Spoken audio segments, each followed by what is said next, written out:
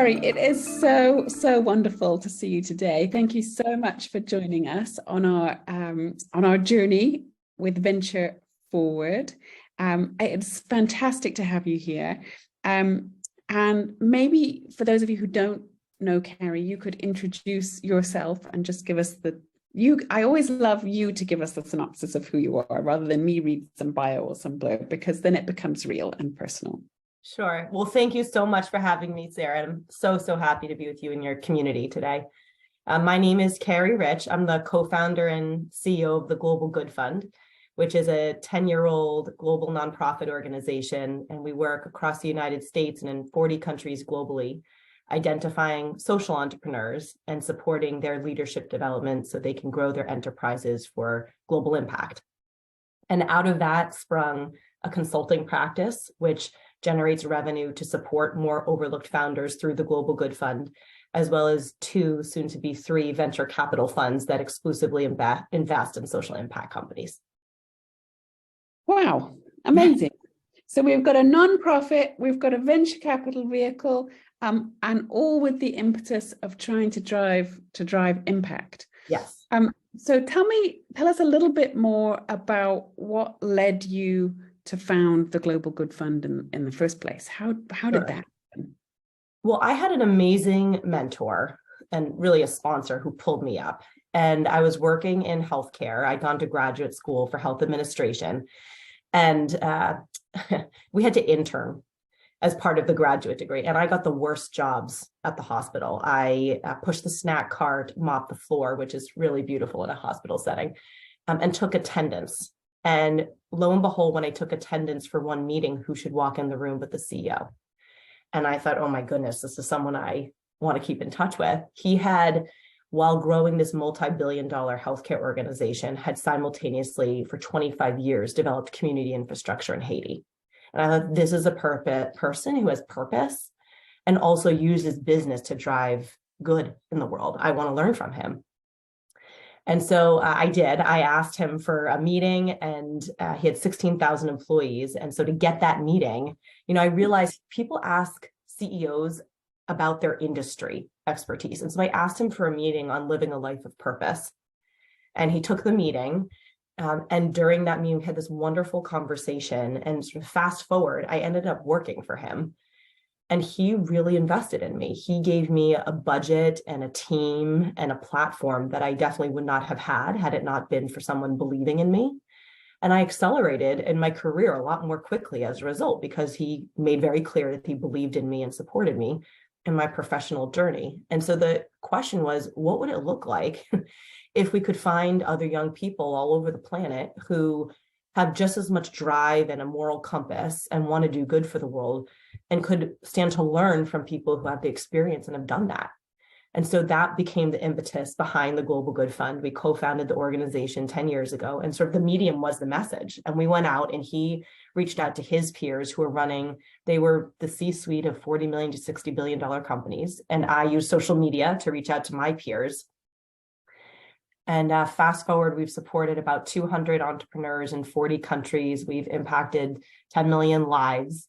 They've created over 3,000 permanent jobs and raised well over $100 million in capital. So it's working, and it's all this idea of a ripple effect that if we do for other people what my boss did for me, if we believe in people who are otherwise overlooked, if we give folks a platform and capitalize their ideas, they can grow their own businesses and positively impact the world.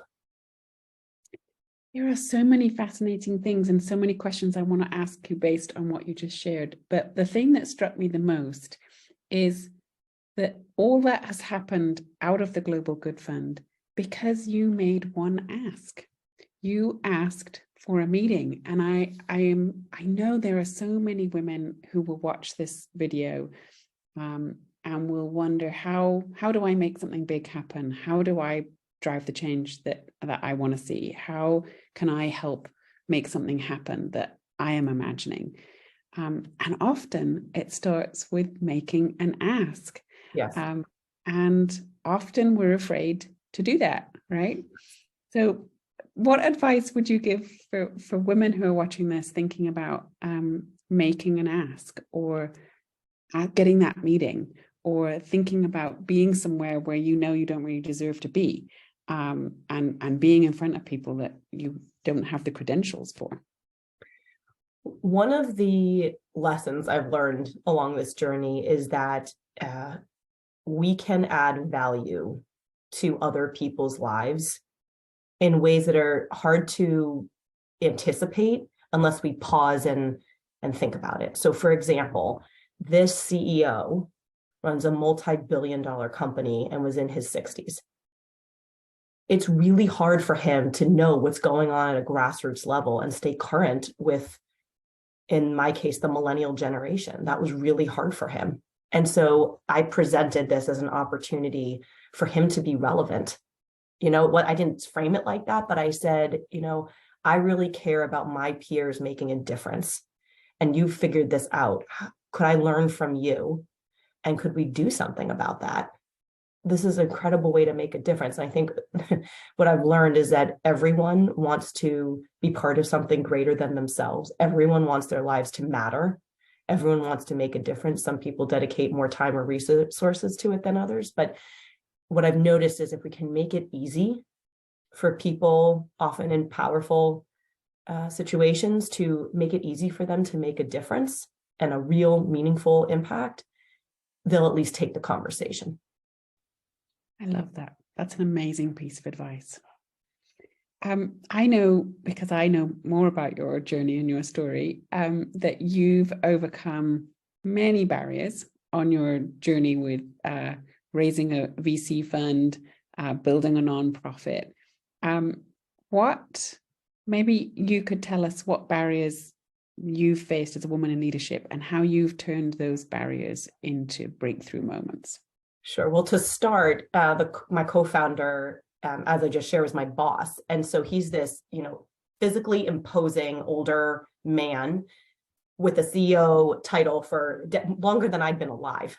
So it was probably no wonder that when we walked into meetings, who should the person we were meeting with look at?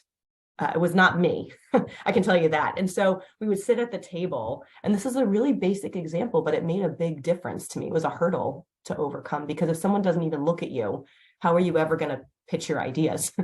And so my co-founder was really an empathetic person, but he didn't even realize that was going on, because, he's used to having people look at him when they're speaking. And so we realized that when we went to a meeting, we would sit at the table. This was in-person meetings. We would sit at the table or the desk with one of us on either side of the person we were meeting with, which forced the person to look one direction or the other, and they would pretty much always look at him.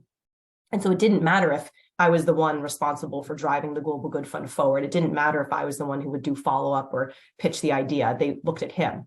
And so I actually took him aside and said, I'm not sure if you're noticing, but this is what's happening. And it was his suggestion, which was a really good one, which was that I would sit on one side of the person we were meeting with, and he would sit on my other side, so that the person had to look at me if they even wanted to look at him. And that really worked well. And so I think, being honest with our team about how things could work better. And sometimes I don't always have the solution, but other people do. But physically positioning ourselves was our starting point to even have the person we're meeting with look at me, to have the conversation. So that was the first barrier. I think the second is a nonprofit is a really tough way to be financially scalable. Yeah. What a nonprofit can do is drive mission forward in ways that are hard to compete with. The values, the people who are attracted to work for a strong mission-based organization, that's hard to compete with. But from a financial scalability standpoint, that's really tough. And so we've stayed very true to our mission as a nonprofit over the last decade. And then we wanted to create revenue streams, building on philanthropy and building on our mission that could eventually financially sustain the nonprofit. That's also really hard. People who are diehard nonprofit folks, think you're selling out and will, accuse you of that. And on the other side, people will really doubt that nonprofit leaders or a nonprofit organization could drive financial viability. And so that was a starting point. And what we did was we engaged lower level analysts at consulting practices. And we were sort of incubated inside a space at PricewaterhouseCoopers, PwC. And people are looking for ways to have impact no matter what job they're in. And so we engaged junior analysts in helping us work up an economic model for the Global Good Fund that had different revenue streams, 8 of them. And the idea was we brought this model to the board of directors and said, I assure you most of these will fail. I'm just not sure which ones. Here's what the potential is. Would you please support me in failing and trying? Because I think 1 or 2 of these could work, but it's going to be a process and a journey, and I'm going to fail. You're guaranteed that I'm going to fail along the way. And lo and behold, they agreed because it was a solid plan. And I think what I learned from that is, knowing what the potential could be economically gives people the confidence to try when they may not have tried otherwise. I think the other thing we did was we educated our support system, our board. And so what that looked like was not just me. We brought in content experts to educate the board about venture capital, to educate the board about nonprofits that start consulting practices, to educate the board about revenue streams in a nonprofit setting, which was a really different concept in our market. And so it took years, honestly. It took years of education, and finally the market started responding so that if we didn't move, the ship was going to leave and we would be left behind. And so the first fund, the first venture capital fund, I pitched to 100 people and 90 said no. I still have my rejection list. 90 people said that was ridiculous. Who was I to manage a venture capital fund? Would we even have enough deals to invest in? Why would they give their money to me? But Sarah, 10 people said yes. And we started our first venture capital fund with $500,000, no employees, an entirely pro bono effort, a volunteer who was in her early 20s and me, with 0 venture capital experience.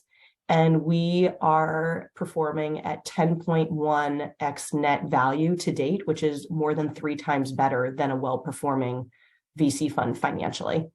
And we're 100% invested in social impact companies, and 80% of our portfolio companies are led by Black, brown, or women entrepreneurs. And so we've demonstrated that you don't need a track record. You don't need to have everyone say yes. You just need to try. And so we keep trying. I love that. And entrepreneurs themselves struggle with that same challenge, don't they? When we don't want to fail. I mean, these themes keep coming up recurringly. I'm noticing them more and more, that we don't try things because we don't want to fail, and we don't want to make mistakes. But yet we don't realize that unless we try something, there is no way of finding the path that will succeed. That's right. And you're guaranteed, I'm guaranteed to fail. I'm guaranteed to be rejected way more times than I'm going to get people saying yes. And I think the other lesson I learned from this experience was, I thought $500,000 venture capital fund was so small, who would even care? But what happened was the fund performed. And then we had the opportunity to raise the next fund and the next fund. And soon there'll be a family of funds. And it does matter. And those first investments did matter. And the first investors, they do. It made a big difference because they took a risk, they took a chance. And without people taking that first step, it doesn't need to be moving a mountain, it needs to be moving a pebble. And that's what we did, and it worked. And so now it gives us the door opening to do things at a greater scale. But I learned an important lesson there that, sort of like, who cares that we're starting so small? Who would even notice? And eventually people did. Yeah, that adage that if you can be responsible with a little, you can be responsible with a lot, is the sense of we can start small. And if we start small, we can do something bigger. But if you don't start, there's no chance of doing something bigger at the end of the day.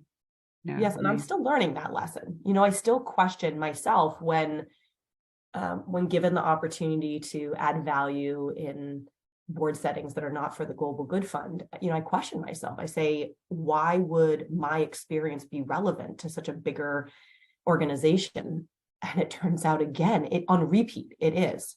And other people have let me know that, but it's recognizing that myself that has really been a journey. And all I can say is I've learned on repeat now that it's enough times that I've finally gotten the message that what we do in small ways is practice for what we do in big ways. Yeah, absolutely. What is one thing that you would tell yourself now, if you went back in time and you could tell your younger self what you know now, or when you were just starting out? What would you tell yourself? That doing the right thing attracts resources. I think there's this thought put in our head that, you choose good or you choose money, that they're sort of mutually exclusive. And I've learned they're not. And I've learned when it's incredible to me that the money follows by focusing on doing the right thing. It seems there's so relatively few opportunities in the world to truly do the right thing, that if we do the right thing with integrity and transparency and an honest culture of sharing, other people want to get involved, and that attracts resources, that attracts human resources, that attracts capital resources, that attracts brand recognition, and all that together is this incredible catalyst for doing more at scale. And that's been an incredible realization for me, and something, wow, that would have been powerful to know 10, 15 years ago. I love it. It's really amazing. How would you encourage women to impact their communities, and how should they start? One important lesson for me was that, we go around, any entrepreneur goes around trying to get people to back us and our ideas. And for women, it's an even steeper climb. It's harder. There's a lot of research that shows it's harder for women to attract capital and people to their ideas. And what I learned is that if I don't invest in myself, I cannot expect other people to invest in me. And I think as women, at least my natural inclination is to support other people, to make sure my family is taken care of, to make sure my team is taken care of, to make sure my companies are taken care of. It all starts with me. And so I've started doing things like pressing pause for a few days and reflecting and writing, whatever it means for you to do that, or investing in learning opportunities that cost money and time, because I know I will be better for it, and no one else is going to take that chance on me. I have to take it on myself. And so my lesson learned for me that I hope would be useful to others would be, we have to bet on ourselves before we can expect anyone to bet on us. Tell me some of the bets that you have made. Tell us some of the companies that you have invested in and the bets that you've made on some of the people that you've invested in. Yeah, you see the light up in my eyes. So, yes. I get great joy out of finding entrepreneurs who are otherwise overlooked, who are absolute stars. I just returned from a trip to Uganda and visited the slums where one of our Global Good Fund fellows was raised. And his name is Trinity, from a collective of companies called Era 92. And Trinity, he does not appear like your traditional entrepreneur that would be capitalized by traditional VC markets. He is self-taught. He was raised by the streets of the slums in Uganda. He started his formal education at age 13. And he is more well-read, more well-versed than I am in financial systems, in leadership. I mean, he's just an incredibly talented human being who paved his own way. And so, the way he frames things is different. His perspective is different. He sounds and presents differently than what many investors are used to seeing. And for me, that sparked this real great appreciation that, wow, how hard it must have been to get to where he is on his journey. He's knocked down so many barriers just to get to where he is. I believe sky's the limit for where he could go. And when I visited, he had created permanent jobs for 1,700 people formerly living in the slum.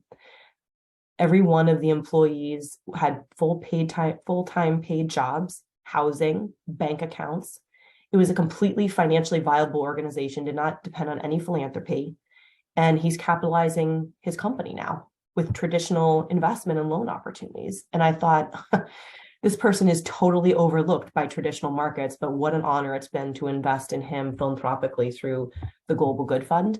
And another entrepreneur who you've interviewed on your podcast is Wamimo Abbey of Isusu, who came up in a similar background, similar life circumstances, and he's now running $1 billion company that creates credit scores for low-income people living in America. It's just wild. And he had to have the experiences. He had to be successful at what he's doing. He had to think differently about how to navigate the system. And he could only do that based on his personal life experiences. And so for me, it's just such an incredible honor to find this talent that's overlooked by the traditional market, and for the same reasons I believe in myself, that it doesn't take a track record to try for the first time. Everyone needs to try for the first time. That it takes conviction, it takes a belief in oneself, it takes a willingness to self-educate and to try and fail and keep getting up. And I think the people in your network, in your orbit, have that in spades.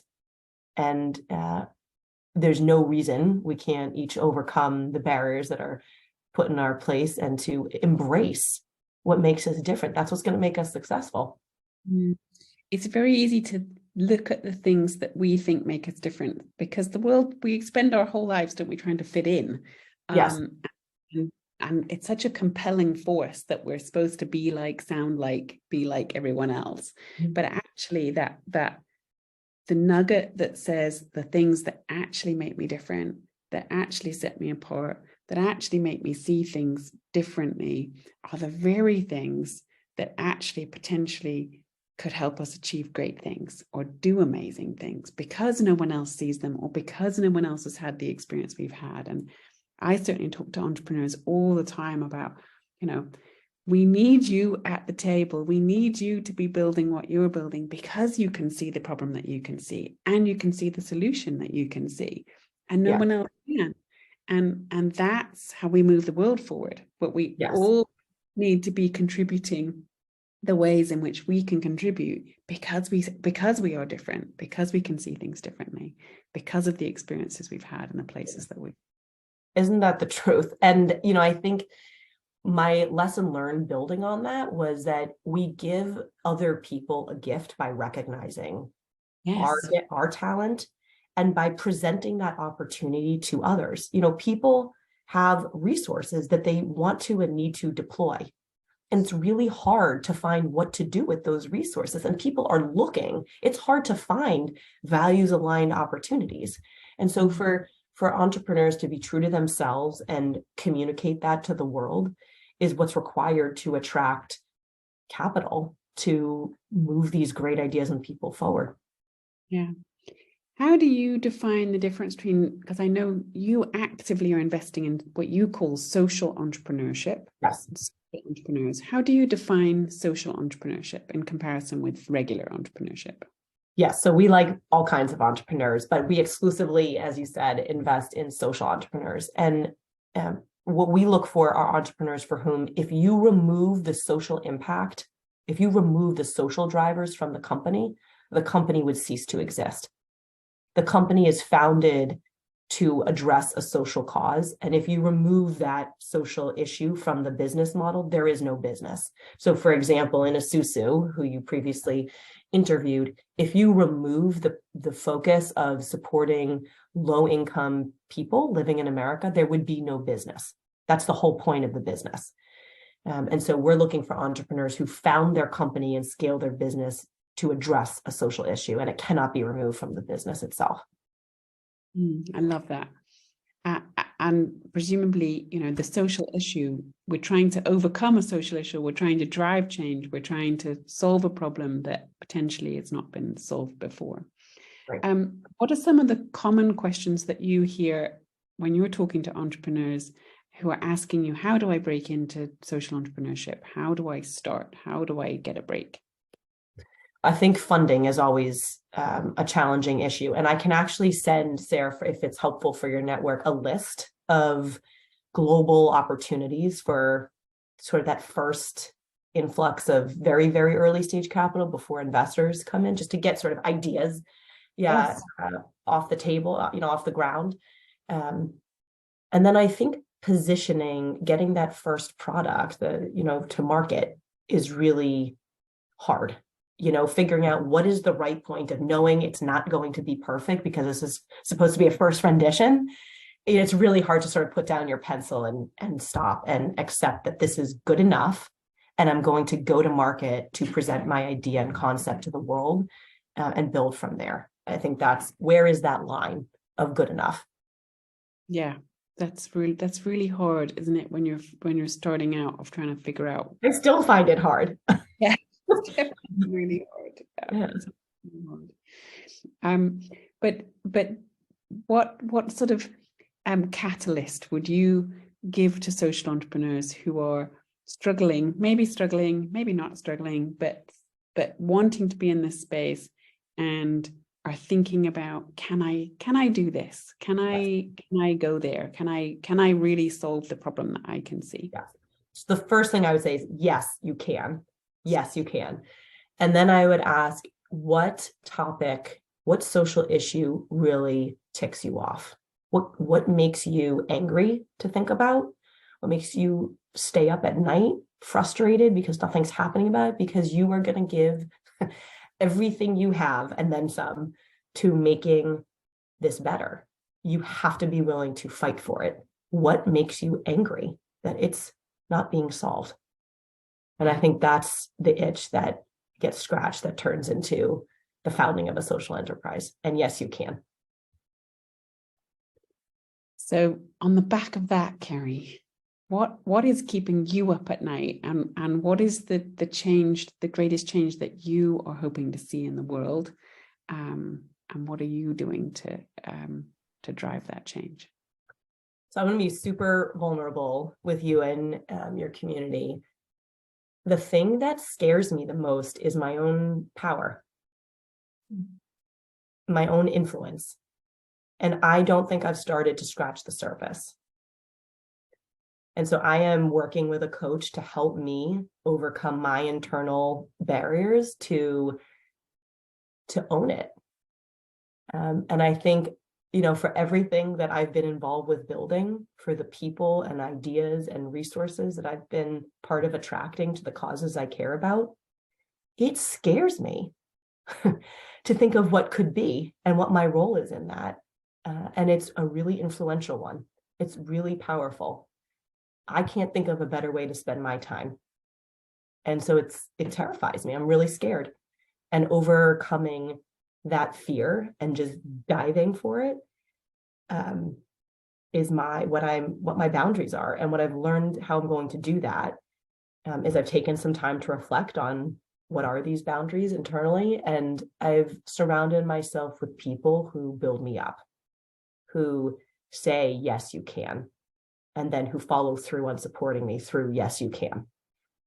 With people who financially support these crazy ideas, and for people who have like-minded values, who share the same focus in terms of mission and what we want to do with our lives.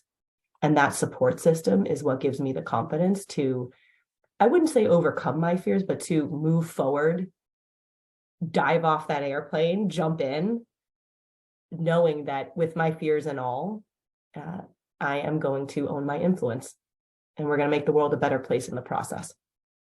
I love that. Own your influence. Hashtag. Great idea. I'm going to can I borrow that? It's yours. There you go. It's fantastic. I love it. That's the change we want to be in the world. I want to own my influence. There is a story I'd love you to share with us, that on your 26th birthday, you received a $100 gift card. What did that mean to you? And what did you actually do with the gift? Yes. So I was working in healthcare at the time in this big bureaucratic organization. And it was my birthday, and my boss was going to take me to pizza lunch with my colleagues for my birthday with the $100. And He said, this is the money that I was planning on spending to take you to your birthday pizza lunch. And now you can go live out this idea that we talked about for supporting emerging young people who used entrepreneurship for good. And I was thinking to myself, what can I do with $100? Kind of the same idea, this mind block that it's so small. What can you do? And, $100 is a nice gift and it's a big chunk of money, but you can't impact the world with $100. Well, turns out you can. And I wrote to my friends and family and explained that my boss gave me this lunch money for my birthday. And instead, he encouraged me to use it to make the world a better place. And if we all contributed a little bit, if we could each give $5, $20, it could add up to something incredible that could positively impact the world.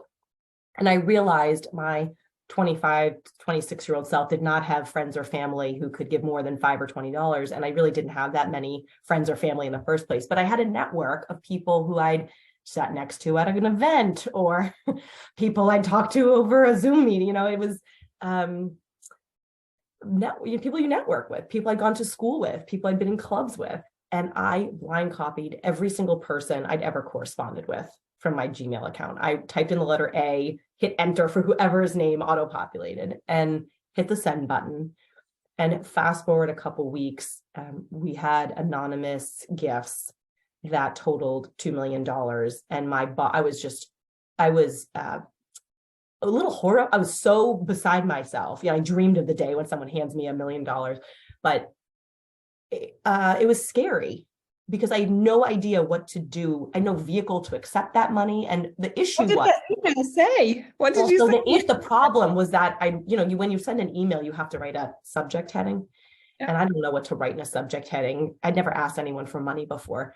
And in the birthday card that my boss sent me, he'd written this quote by a man named John Wesley. And it said, do all the good you can in all the ways you can by all the people you can, so long as you ever can. And so the subject heading of the email was Global Good Fund. And this check was made out to the Global Good Fund, which didn't exist. It was a made up subject heading. Can you imagine? And so I went to my boss and I slammed this check down on his desk. I said, look what you've done. You gave me this lunch money to go do good for the world. You have an anonymous person who contributed 7 figures, and my boss matched. He personally contributed. Wow. And he said, we'll get this off and running and we're going to go make a difference. And he to this day serves on the board of directors of Global Good Fund, has been an incredible champion and really supported me in my leadership journey. Wow. So the moral of the story, ladies and gentlemen, is that $100 can definitely change the world. Impact the world. Wow. And that $100 turned into a $2 million gift that launched the Global Good Fund. Yes. Wow. Oh, and that's 200 entrepreneurs later, here we are. That is quite some birthday money right there. That is amazing. That is incredible. I love your tenacity and I love your willingness to lever your network and to not be ashamed and not be embarrassed about making asks. That's one of the greatest things I think I have learned from you. I think I've learned many things from you, but not being afraid to ask, not being afraid to put yourself out there, and not being afraid to just see what happens with taking a little and seeing if it can become a lot. And not being afraid. Right. And I think people want to be part of a winning team. And what I'm learning is that in our world as it stands today, winning isn't only about money. It's about making the world a better place. And leading with that you can do good and do well at the same time. Who doesn't want that in their lives? And so the worst that's going to happen is people will say no. And I even keep a list there of the people who have, on our second venture capital fund, 400 people, 390 people rejected. And then 30 something said yes. And that was our $10 million venture capital fund. And there are about 6 people who said no, who eventually turned around and said yes. And so you just never know, you just never know. And a little bit can start a snowball that just keeps rolling. Yeah. It is hard to hear no's though, right? I talk to entrepreneurs all the time and the no's are so hard to hear. But I love the reframing of that actually I didn't need 400 people to say yes. I just needed 30 of those 400 to say yes. I didn't need them all to say yes. And, I think it was enlightening for me to sit on the side of the table, because I've been the entrepreneur for so long, to sit on the side of the table of now capitalizing entrepreneurs. You think as an entrepreneur that you're the only one who's getting rejected, but the people who raise the funds have to pitch for that capital too and get rejected all day long the same way that you as an entrepreneur do. And so I've been rejected on both sides of the table, and it's the same feeling, honestly. It's like, why, and there's just not, the timing isn't right, the values aren't right, but it's not personal. It's for whatever reason it is. It's their circumstances, and eventually they'll catch on that they missed this greatest opportunity, and they'll come back. There'll be a next time. Yes. You and I often talk about being slightly ahead of our time, and entrepreneurs face that all the time, right? When you're pitching something that isn't a thing yet, but you believe it is a thing, and this thing could really drive, make a big impact, drive a lot of change something, revolutionize something, disrupt something completely and utterly.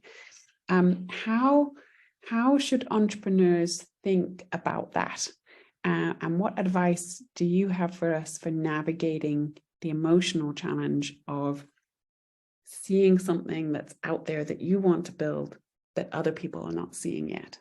Sarah, I'm really glad you brought this up, because it's something I navigate daily for years. And I'm learning it. Like, it's really been a learning journey for me. And I've failed enough times at this that I finally think I've cracked how to do it in a more productive way, which is my natural inclination is to share and communicate everything, to communicate the whole picture, to communicate the whole vision, to share paint the picture of the whole landscape of what everything will look like. And people find that overwhelming. It's too much. It scares people. It's, how could that be? How could you even think you would be able to do that? Yeah. Too long of a time horizon, too many moving parts, too hard, too big of a challenge. And then on repeat, we've done it. And what I've learned is, why did I have to share everything? I didn't. I could have just picked one thing, one part of this picture that was relevant to that target audience, and communicated that part and made it relevant to them. And they didn't need, well, it's important for me to see the whole picture. They didn't necessarily need to see that whole part. If they ask questions about it, of course, I'd be happy to share. But what I've learned is most people don't appreciate hearing about the entire landscape. They don't want to hear about the whole picture. It's frightening to them. It's a reason not to invest, not to support. And relatively few people actually want to hear it all. And they'll ask to hear more. And so I've realized okay, you don't need to hide anything. And also you can peel back the onion a layer at a time, rather than just dumping it all in front of people. It doesn't have to be so overwhelming. Giving people a little piece of the puzzle, and then a little bit more piece of the puzzle, and more, so that you create the picture rather than like slamming it down on the. I can't tell you the number of times I've slammed it down in front of people, and they tell me to focus, and I say, how can you not see that I am focused? But I'm building an ecosystem. I am focused. Here, it all goes together. But you think about your business more than anyone else. And so that's part of the reason why you see it clearly, when other people just haven't taken the time or don't have the context to see what you see. And so giving a little bit at a time makes it easier for your audience to digest, at least for me. And I imagine for other people as well. Yeah. So like little pieces, like a little bit of the meal, and then the next bit of the meal, and just piece by piece. You don't serve the appetizer, the main course, and dessert all at the same time. Yeah, exactly. Yeah. Unless you're on an airline, and then it's just awful, right? Buffet. Like, that's why it's over, when you some people like the buffet, and then most people want the courses at different times. Yes. Which is an interesting connection about how you can then visualize the whole thing. You can actually then start to see how this all works together, if you can digest it a piece at a time. And you know what we talked about earlier with these surrounding ourselves with people who build us up and believe in us, you know, they're people who can appreciate the big picture, can appreciate the whole you and knowing what you're striving for. And they are also good sounding boards to help figure out, okay, maybe start with this piece of the puzzle when you communicate with this audience, and here's a different piece of the puzzle to communicate with that audience. And eventually the puzzle goes together. Yeah, I love that. How important do you think, sort of connected with that thought and your own sort of journey with building the Global Good Fund, how important do you think mentorship is? I think mentors make a tremendous difference, and I've seen the difference it makes for the Global Good Fund entrepreneurs. What I thought, though, I learned that I thought it was sort of the more esteemed a mentor, the better, right? And we did a third-party research analysis on what actually makes a great mentor. And it turns out that for our context, in terms of supporting social entrepreneurs to grow, to scale, it turns out that the number of introductions made by mentors is what's most useful for the entrepreneurs whom we serve. And part of that is we're looking at entrepreneurs who are otherwise overlooked by traditional markets. And so having access to a network is critically important. And so you know, at least when I try to make intros, I really think hard about the introductions I make. I take time in crafting those introductions. But it turns out a volume of introductions by mentors is actually what's most helpful to grow the business. And then on a personal side, what we've found is that many entrepreneurs, despite having a business mentor, I mean, they're navigating life. We're navigating life. We're human beings. And so a lot of what's discussed with mentors isn't only about business, it's personal. It's about being a human being and the expectations that other people have on our time and how we live our lives. It's really phenomenal to have someone safe to talk about that with, who's probably also had to make some tough choices in terms of navigating their own lives that probably are different than the choices you're making, but can understand that tension and help navigate through it. Yeah. I think that's fascinating, and I love that you've got the data that backs this up, because I instinctually would agree too that that what helps entrepreneurs move forward very often is just other people opening doors. Yes. And the more introductions you have, the more the larger your network, the greater the possibility that something might open up for you. Because someone who would know someone who would know someone who knows someone who could help you get a foot in the door and make something happen. Yes, and you're stellar at that. And I think as a result, people want, like, I always treasure when you make an introduction. I bet it's the same for other people, because, you know, you're generous about opening doors, and you have to open enough doors to get the jewels. You know, that's how it works. Yes, and some doors there's nothing behind them and there's nothing there, and that's okay. That's okay. But yeah, you that's the interesting thing about networks, is you never know when someone's within your network who they might have access to, or whom they might know that might be really interesting for you. So even if they are not particularly interesting, they may know someone also that's particularly interesting for you. A gentleman messaged me today with a very interesting introduction to a woman in Singapore who I have so much in common with. And it was just like, that's a gift. That's a real gift. It's a big gift. Yeah, and I think synonymous, working together and collaborating and making things happening and opening other doors is very powerful. It's really powerful. And I think there's a lot that the entrepreneur can do. And for me, being the person who, for the first several years, and still people are very generous about opening doors, what I've learned is make sure we run through those doors. Don't take it, run through that door. And what I've also learned is just the follow-up after really matters, because people are more likely to open doors when you circle back, thank people in a timely manner, let folks know how the conversation went. it gives people the impetus to open more doors. And I think so often we're just so busy with life that managing our business, managing our personal lives, that, we sometimes forget it's a feedback, it's a loop. And just because someone opens a door doesn't mean after you've walked through it, you're off the hook for circling back and letting them know how it went. Yeah, 100%. Carrie, we could talk for hours, but and we do. Our time is up, and this has been such an amazing, enlightening conversation. It's been so valuable. Thank you so much. I would love you to just share before we close. How can people stay in touch with you, and how can they follow you or find out more about the work that you do? Well, I would love to stay in touch with you, and your work is so inspiring to our community. So check us out at globalgoodfund.org. And I'm personally Ms. Carrie Rich, MS Carrie Rich on social media. Amazing. Thank you so much for spending the time with us. And we look forward to our second installment about hearing about the 4th and 5th and 6th. There you go. Road. After many rejections, here will be next funds. Fantastic. Thanks, Carrie. Thank you for having me.